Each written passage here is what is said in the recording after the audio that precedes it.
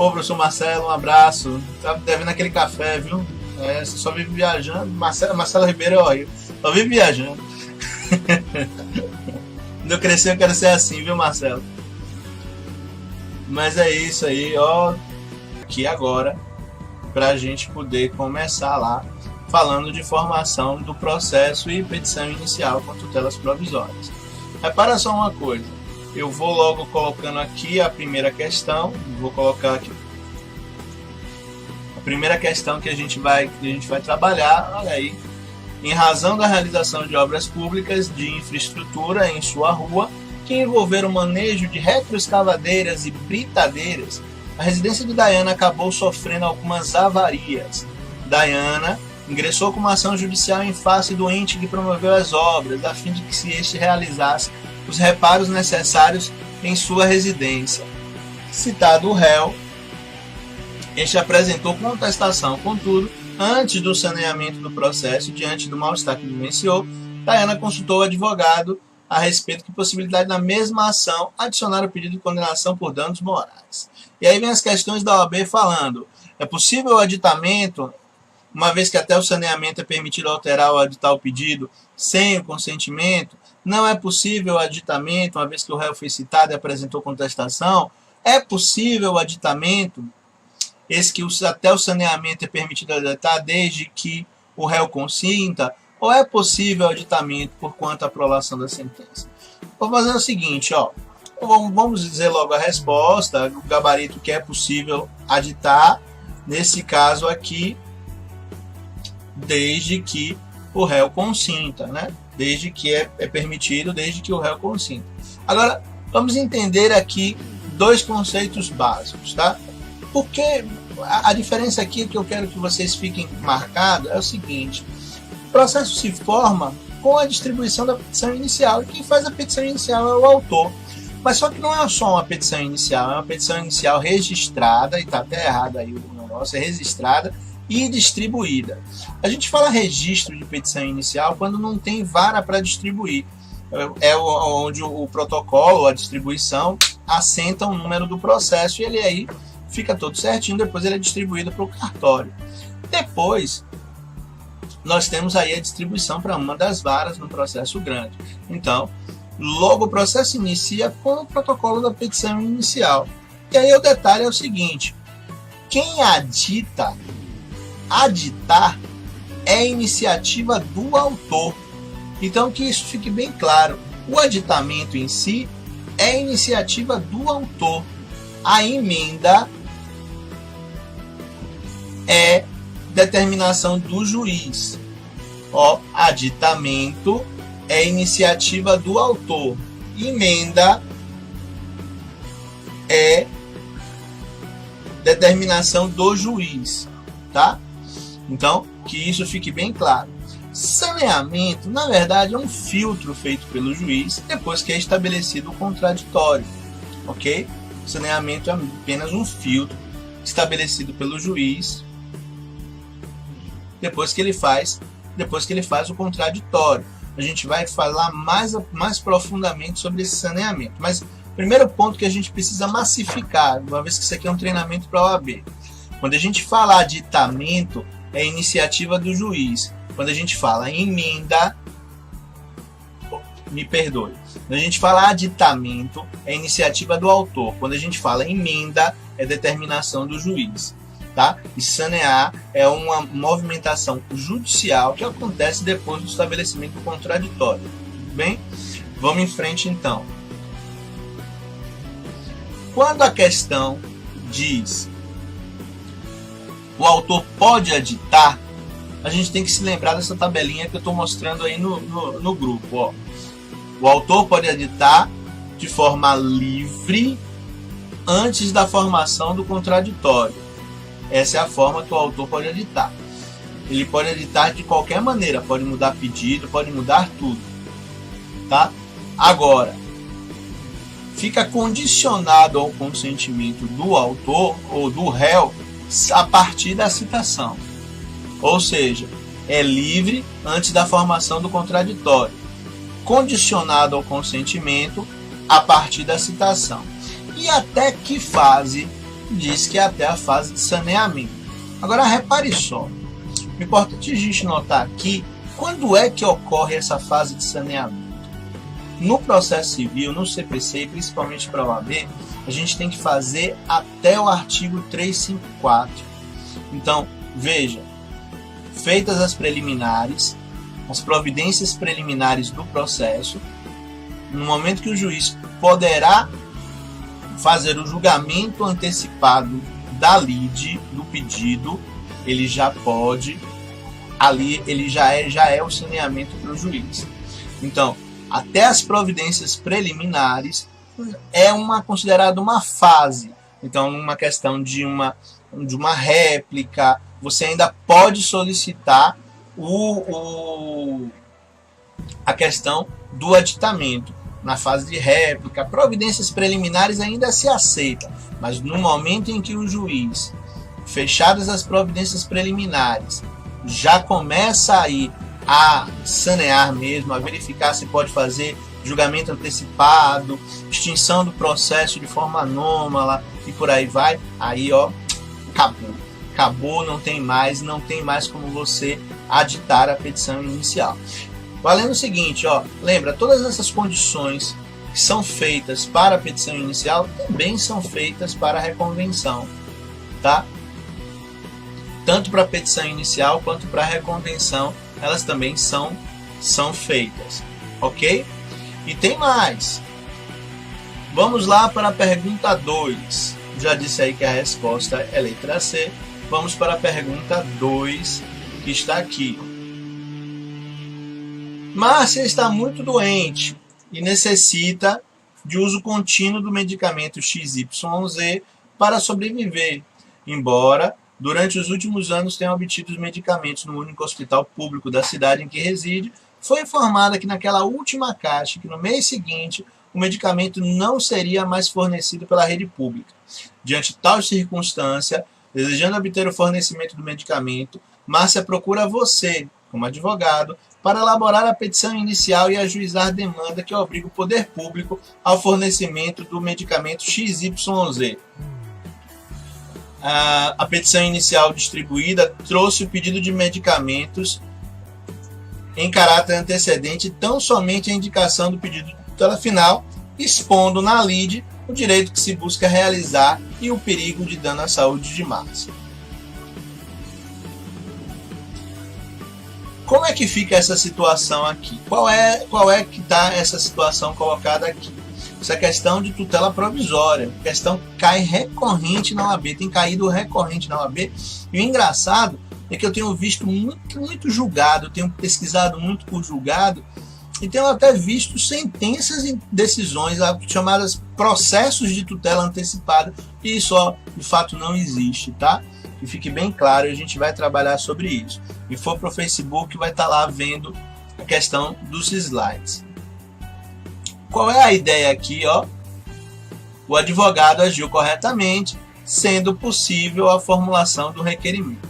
Por que o advogado agiu corretamente? Qual é essa ideia aqui? Vamos aqui para os nossos slides. Por que o advogado agiu corretamente numa tutela antecipada antecedente? Primeira coisa que eu quero que você faça é decorar. Decore. Tutela é decisão. Provisória é que não forma coisa julgada. Então que isso fique bem claro para você. Tutela provisória é a decisão judicial que não forma coisa julgada. E essa não formação da coisa julgada, ela está expressa no CPC, hein? Não forma coisa julgada. Acabou, fim de papo. Tutela provisória significa decisão que não forma coisa julgada. Toda questão que você envolver tutela, você vai ter que lembrar que no processo civil, tutela é decisão e que provisória não forma coisa julgada. Primeiro ponto é esse. Agora vamos lá para o segundo ponto. Quando eu pego o esquema de tutela provisória, eu tenho como tutelas provisórias divididas em urgência e evidência, tá? Eu tenho divididas em urgência e evidência. Nas tutelas de urgência, eu vou ter as antecipadas e as cauteladas. Gente, essa é a classificação das tutelas provisórias. A complementação é apenas um modo como você pede, a forma que ela é concedida. Ela pode ser concedida de forma antecedente ou de forma incidental. Mas lembrando que essas duas formas só são das tutelas de urgência. Então eu vou repetir. Tutelas provisórias acontecem de duas maneiras, de urgência e de evidência. As de urgência são subdivididas em antecipadas e cauteladas. Essas de urgência, como é que eu posso requerer? Como é que é feito o requerimento dessas tutelas de urgência? Ela pode ser feito o requerimento na forma antecedente ou na forma incidental.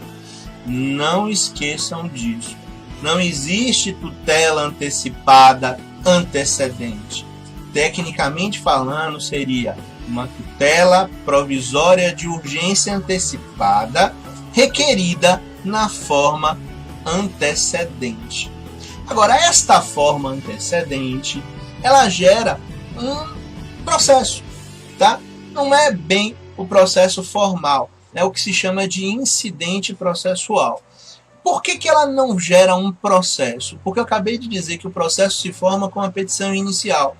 E na tutela requerida da forma antecedente, você não entra com a petição inicial. Nas aulas, eu costumo dizer o seguinte, que você ingressa com uma exordial. Aí vocês vão me dizer assim, professor, exordial e petição inicial são sinônimos. Sim, são sinônimos. Porém, esse sinônimo, nesse momento, é importante a gente dividir. Vamos chamar de exordial a tutela que a gente coloca na antecedente. Quando a gente vai requerer uma tutela antecipada na forma antecedente, nós vamos requerer por meio de um exordial. Depois que o juiz concede, ele ordena que você acrescente aí a inicial, a sua petição inicial. Então, como forma de entendimento, é bom que a gente dê nomes diferentes. Verdade, o processo civil, o Código de Processo Civil traz confusão. Ele fala duas vezes de petição inicial. Mas é muito mais fácil se a gente separar. Quando eu vou requerer uma tutela antecipada da forma antecedente, eu faço uma exordial, uma petição mais simples. Mas, Renato, o que é especificamente essa tutela provisória de urgência antecipada concedida na forma antecedente? Olha, quais são os seus requisitos? O que é preciso fazer isso? Então vamos aí, ó. No Face eu estou colocando isso, vou deixar lá os slides para vocês depois, vou colocar tudo direitinho, vocês pegarem isso tudo anotado e anotarem no caderno para a prova. Primeira coisa está lá no artigo 303. A petição inicial, que é a que eu chamo de exordial, vai se limitar ao requerimento da tutela provisória, a indicação do pedido final da verdadeira pretensão, uma breve exposição da lide, juntamente com o do direito, com perigo de dano ou risco ao resultado útil do processo. É importante lembrar que quando você faz na modalidade antecedente, ela tem custas, tá? Ela tem custos. Então você vai fazer esse requerimento, vai ter esse requerimento, vai pagar as custas, e aí o que vai acontecer? O juiz, ele vai ter duas opções, ou ele concede ou ele nega. Então vamos ver logo o que vai acontecer se ele conceder? Se ele conceder, o autor, o requerente que pediu, vai ganhar 15 dias para apresentar uma petição inicial. O réu, diante dessa concessão, vai ter 15 dias ou para apresentar um agravo do instrumento, que na verdade é uma opção, ou ele vai cumprir a decisão. Então, das duas, uma. Ou ele vai apresentar um agravo do instrumento, ou ele vai cumprir a decisão. Agora, tanto o autor quanto o réu vão comparecer à audiência de conciliação e mediação. Isso aí é uma situação comum. Eles vão comparecer à audiência de conciliação e mediação. Primeiro passo. Em seguida, o que acontece? Se essa tutela que a pessoa requeriu da forma antecedente não for concedida, o autor ganha 5 dias para apresentar a petição inicial. Tudo bem até aí? Agora, vejam só. Nessa situação em que na tutela antecipada requerida de forma antecedente, o juiz não concede, você vai ter que em 5 dias apresentar uma nova petição inicial. O que você pode fazer? Nessa sua petição inicial, você apresenta uma tutela de urgência requerida na forma incidente. Por que isso? Porque você pode requerer tutelas de urgência quantas vezes forem necessárias. Não existe essa situação de que você só pode requerer de uma maneira só, de uma vez só. Sempre você vai poder requerer as tutelas. Não tem essa situação, não tem problema quanto a isso, tá? Não há uma situação, não é uma questão problemática nisso. Toda vez você pode requerer. Tendo a situação, você pode requerer. O bom, o bacana, é que quando o juiz indeferiu a tutela requerida da forma antecedente, ele justificou, ele fundamentou, porque toda decisão tem que ser fundamentada. E aí o que acontece? Você automaticamente já pega a decisão dele e já coloca como argumento, contra-argumentando na sua petição inicial e faz um novo requerimento de tutela, tá? Já justificando nesse sentido. Então, por favor, não é necessário que você, tendo uma decisão indeferida, você agrave. Isso você na condição de autor, tá? Claro que na condição de réu, outras situações vão ter aí. E é bom lembrar que a gente está fazendo isso para o treinamento para a OAB. E como treinamento para a OAB, a gente não abre muita discussão, não. Tem que ser um negócio mais direto. E o direto é isso. É agravo de instrumento. Réu. Não teve tutela concedida, é agravo de instrumento. Me perdoe. Réu teve tutela antecipada concedida, para ele combater a decisão tem que ser por agravo de instrumento. Não tem jeito. Agora eu deixei por último uma coisa importante. Uma coisa, inclusive, que tem que ser colocada na petição inicial, que é a questão da estabilização da tutela. Gente, estabilizar a tutela é uma novidade do CPC 15. Ainda é novidade, tá? Vamos fazer já 3 anos de CPC, 2 anos agora, 3 anos agora em 2019, mas ainda é uma novidade. Essa questão da estabilização da tutela tem gerado muita controvérsia, muita discussão. E o que é essa estabilização? Pois bem, vamos fazer o seguinte. Como é que funciona essa estabilização? Eu coloquei aqui no slide um conceito que eu defini para ficar bem mais fácil para a gente trabalhar. Estabilização é um efeito jurídico de extinção anômala do processo, com o arquivamento dos autos, que acontece quando é concedida, cumprida e não impugnada por agravo no instrumento a decisão, ou seja, a tutela antecipada requerida na forma antecedente, se for solicitada pelo autor. É importante a gente deixar bem claro, a estabilização da tutela, ela tem um requerimento expresso, ela tem que ser requerida pelo autor. Então, quando o autor requer, olha só a situação, eu entro com a tutela, eu entro com incidente de tutela provisória, de urgência, antecipada, na forma antecedente. Entrei, solicitei. O juiz tem que, por obrigação, dizer sim ou não. Ele não pode sair com aquela decisão, reservo-me para apreciar após a formação do contraditório. Nesse caso, ele não pode fazer isso. Ele tem que decidir ali na hora. Essa é a grande sacada. Então, ele vai decidir. Se ele decidiu, concedeu, o autor tem 15 dias para ingressar com a petição inicial. O réu vai poder agravar. Vamos na linha de que o réu não agrave. Não agrave, os dois vão para a audiência de conciliação. Chegou na audiência de conciliação, o réu não agravou, não fez acordo, mas cumpriu a decisão. Nessa situação, O que acontece? Estabilizou a tutela, o processo é arquivado. Renato, posso mexer nessa estabilização? Pode. Entra com uma nova ação, você pode recuperar isso no mesmo juízo, tá? Mas tem que entrar com uma nova ação num período de 2 anos para você mexer nessa tutela estabilizada. Gente, eu vi uma decisão hoje muito interessante de um juiz que sentenciou, ou seja, no momento que a tutela estabilizou, ele foi lá e deu sentença. Pelo amor de Deus, isso não acontece não, tá?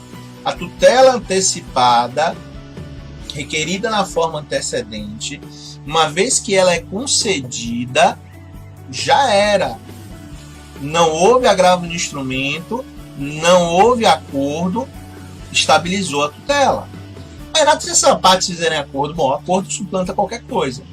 E se não fizerem acordo, mas o réu não tiver agravado, beleza, vamos estabilizar. E se o réu tiver agravado, ok, o processo segue seu curso. Depois da audiência, 15 dias para contestação e o processo segue seu curso. Lembre, foi o que eu disse no início aqui da live. O processo se forma com a apresentação da petição inicial. Neste procedimento, a apresentação da petição inicial ela só acontece 15 dias após a concessão da tutela antecipada. Se a tutela antecipada for concedida, ela vai 15 dias depois. E aí, segue em frente, ok? Agora vejam só que bacana, essa pesquisa eu fiz recente para trazer aqui para vocês, tá? Eu trouxe aqui para vocês alguns usos comuns que estão acontecendo. O pessoal está fazendo uso assim muito interessante sobre essa questão da tutela antecipada, exatamente porque o magistrado ele não pode dizer que sim e que não, tá? Ele tem que obrigatoriamente julgar. Ele não pode dizer, isso é muito comum, em qualquer estado aqui que a gente esteja, é muito comum. Reservo-me para apreciar após a formação do contraditório. Não, de forma nenhuma. Ele vai ter que julgar. E aí a estabilização ela tem acontecido de maneira, o requerimento de tutela antecipada antecedente ele vem acontecendo de maneiras bem interessantes. Primeiro, requerimento de medicamentos, né? Medicamento. Mas o segundo, exclusão do nome de órgãos de proteção ao crédito. Verdade. Uma coisa extremamente interessante tem sido utilizada, suspensão do procedimento expropriatório extrajudicial. Vamos traduzir isso? Alguns bancos, quando você compra financiamento, inclusive Caixa Econômica Federal, Santander, qualquer um, quando você tem financiamento imobiliário, eles não precisam levar para o judiciário, eles leiloam, se você estiver devendo, eles leiloam de forma extrajudicial. Vai lá no tabelionato de notas e manda seu imóvel embora, porque você sabe que aí você não tem defesa de bem de família, hein? A imóvel com financiamento não tem defesa de bem de família, ele vai ter que ser, vai ser expropriado extrajudicialmente. E aí o que o mutuário faz? Ele entra com um pedido de tutela provisória de urgência antecipada na forma antecedente e aí pedindo a suspensão, já é concedido. Uma outra novidade que o pessoal está utilizando, multa do CTB, Código de Trânsito Brasileiro, tá? Imputação das penalidades decorrentes da lavratura de auto de infração. Também o pessoal está utilizando. Então, para suspender a penalidade, ponto na carteira, até agora eu li que estava suspenso, mas eu ainda preciso confirmar que você não precisa mais pagar essas multas para poder fazer o IPVA. Mas, se tiver qualquer imputação, você pode fazer. Outra situação, restabelecimento de água e luz. Energia elétrica e água também está sendo utilizada. Essa questão da tutela antecipada antecedente, muito principalmente pelo fato do juiz ter obrigatoriamente que julgar. Ok? Vamos aqui agora na nossa próxima questão. Tá? Nossa próxima questão. Vou colocar aqui a tela. Vou abrir aqui a tela para a gente ver aqui. Quem está me acompanhando no Facebook está vendo a tela. Tá vendo a tela. Na tela eu estou mostrando a questão. Está vendo toda a programação de slide. Quem for lá no Facebook vai conseguir. Quem se inscreveu pode ir também para lá. E aí tem aqui, ó. Em virtude de acidente sofrido nas dependências da loja da operadora de celular, Fale Mais S.A., Luana ajuizou a ação em face da empresa em questão, buscando indenização por danos morais e materiais, com a concessão de tutela de urgência para pagamento imediato das despesas médicas. Os aspectos fáticos de suas alegações foram comprovados por meio de documentos, sendo certo que a tese jurídica encontra respaldo em julgamento de incidente de resolução de demandas repetitivas. E aí, se você for verificar, as 4 alternativas falam tutela de evidência, tutela de urgência, tutela antecipada e concedida tutela de urgência ou de evidência. Então, qual é a primeira alternativa? Será possível a concessão de tutela de evidência?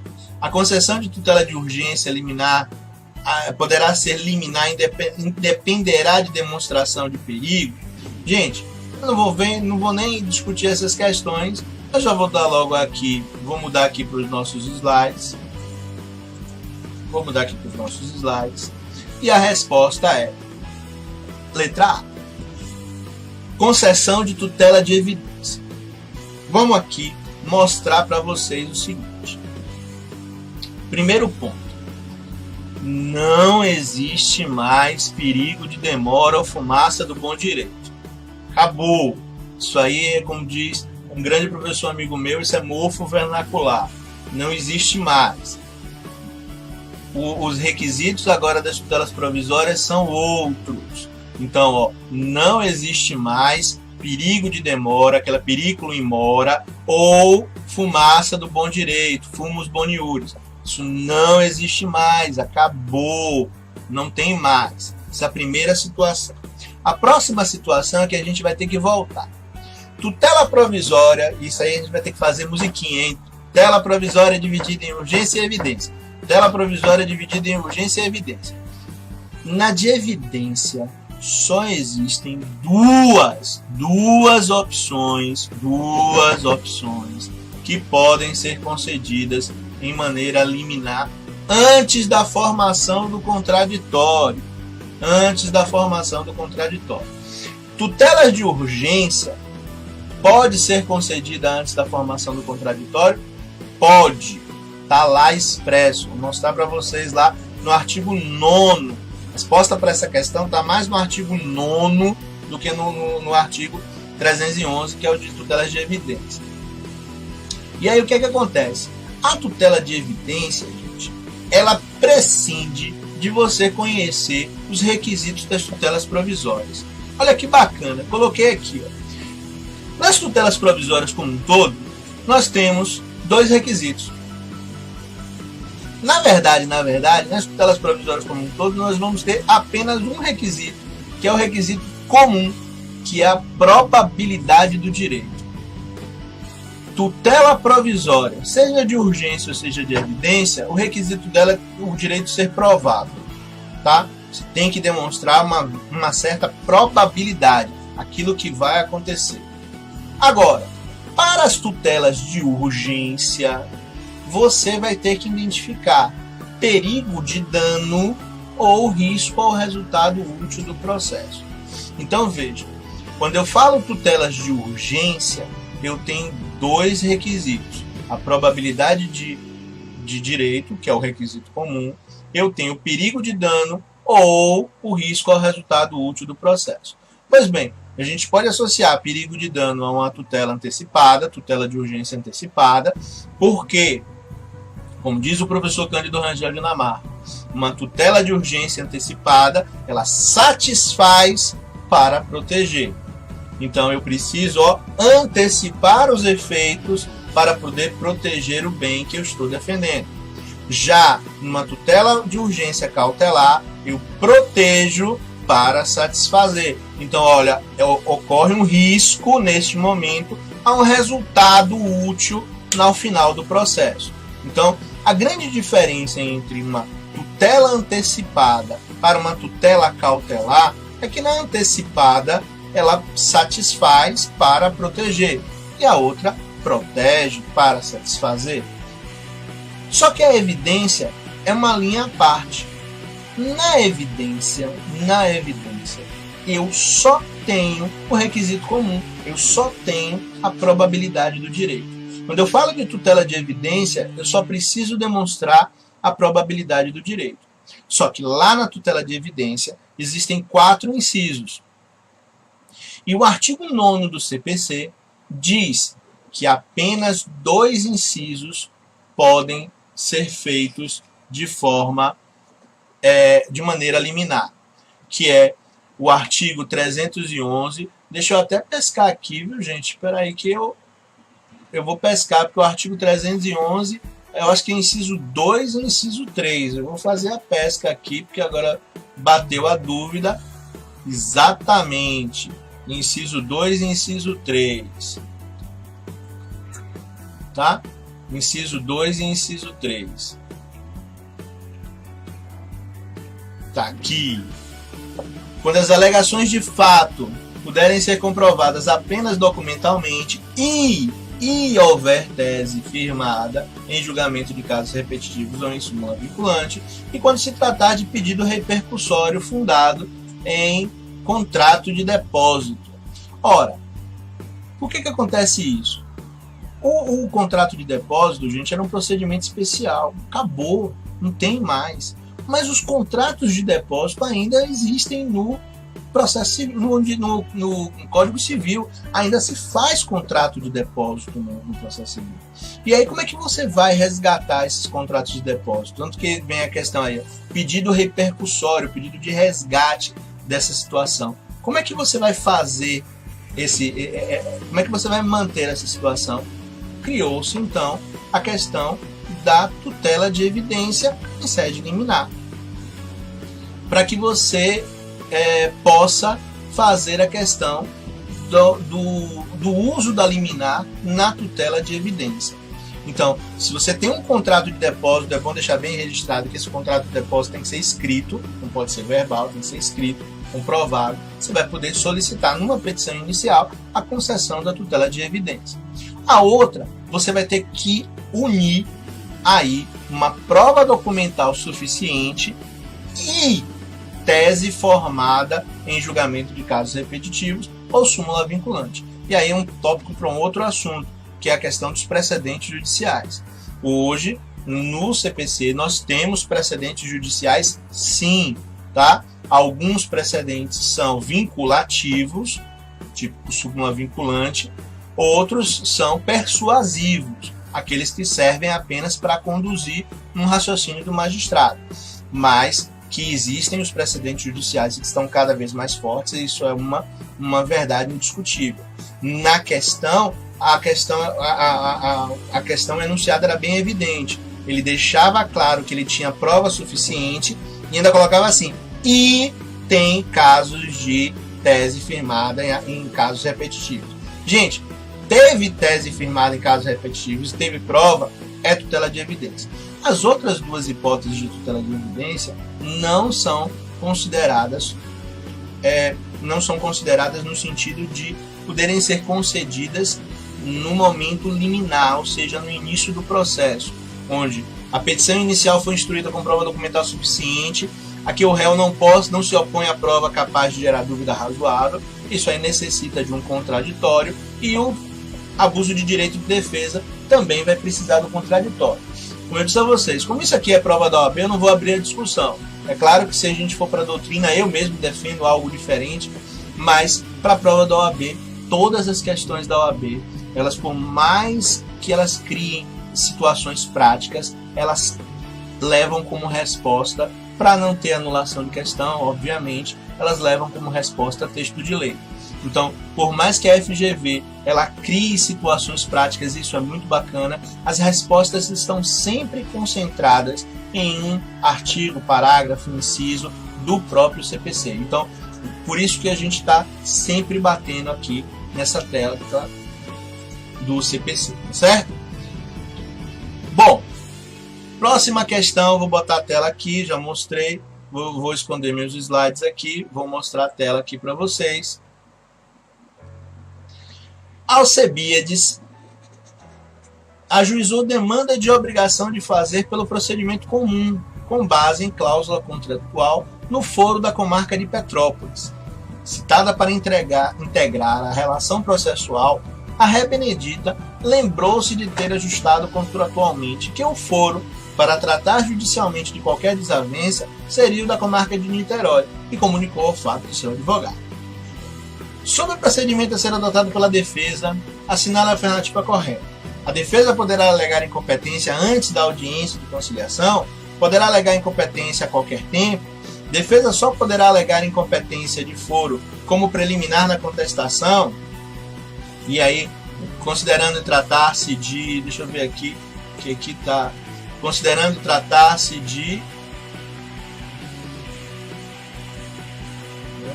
Está apagado aqui, não dá para ver. Estou com um zoom aqui, não dá para ver. A defesa tem onda de apresentar a exceção de competência? Bom, a resposta correta a essa questão é a letra A. Eu vou colocar aqui logo no slide, tá?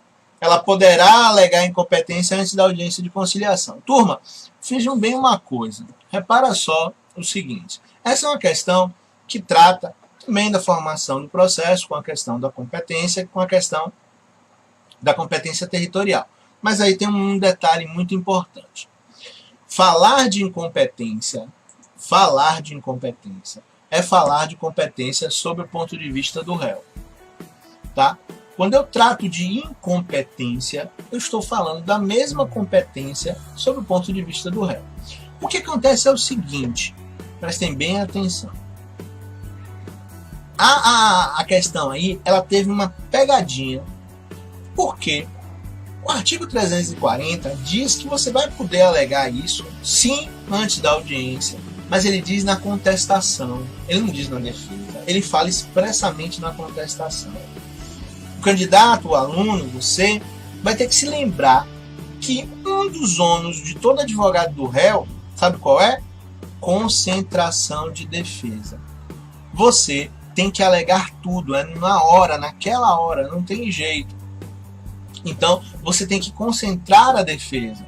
Não deixe de fazer isso, tá? Você tem que concentrar a defesa naquele momento. Por isso que a questão certa é, ele pode fazer sim, antes da audiência. Mas fazendo como? Fazendo na forma de contestação. Ele já vai estar fazendo na forma de contestação.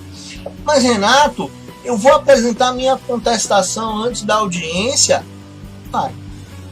Vai. Posso fazer diferente? Pode. Agora, a discussão é boa no processo dos outros, tá? No meu, eu providenciaria logo a contestação antes da audiência de conciliação. Infelizmente, essa é a disposição legal. Você vai poder alegar isso antes da audiência? Vai.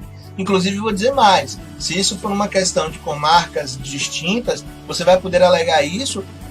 Diz o código no foro do domicílio do réu, mas hoje com processo eletrônico isso dá uma dor de cabeça. Não tem mais sentido isso, tá? O processo eletrônico hoje é a regra. Então você vai entrar na internet e você vai protocolar. Isso eu costumo dizer tanto para os meus alunos, digo aqui, já disse no Instagram, já fiz curso. O processo civil 2015, no âmbito da informática, ele nasceu velho. Então, tem essa situação. Aí o que acontece? Você vai poder alegar isso. Com certeza você vai poder alegar. Tá bom? Agora, presente aí para vocês, ó. Sei que essa questão de competência tem muita coisa a ser explicada. Lá na página do Processo Civil e CIA, processocivilcia.com, ó, processocivilcia.com, tem um livro lá, um e-book gratuito lá para você baixar grátis, é um guia definitivo para aprender competência civil, tá? Um livro inteiro só para você falar sobre competência. Tá lá na página do Processo Civil e CIA, baixa lá, gratuito para você, não tem nada. Então, para ajudar você nesse sentido. E claro, se tiver qualquer dúvida, é só falar com a gente aqui. Pode postar no direct, vai no Facebook, enfim. Ainda estou me ambientando, mas estou chegando lá. Ok? A quinta questão, tá? Quinta questão. Vou mostrar aqui para vocês a quinta questão.